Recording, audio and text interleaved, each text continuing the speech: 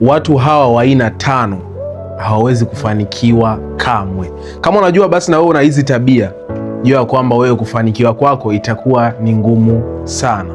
Mtu wa kwanza ni mtu ambaye analala sana, yaani kuanzia asubuhi mpaka saa 5, unaamka saa 5 kabisa. Hapo unakuta mtu amelala kuanzia saa 2 ila anaamka saa 5, saa 3 na hana kitu ambacho anaweza akafanya cha muhimu.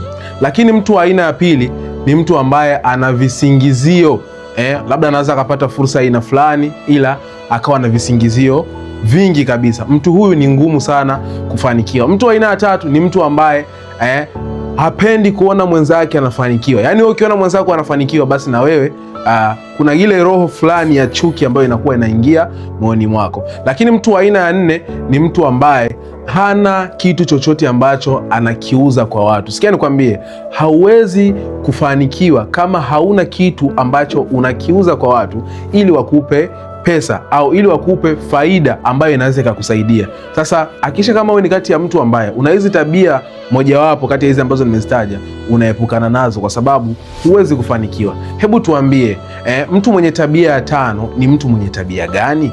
Na kusubiri hapa kwenye comment.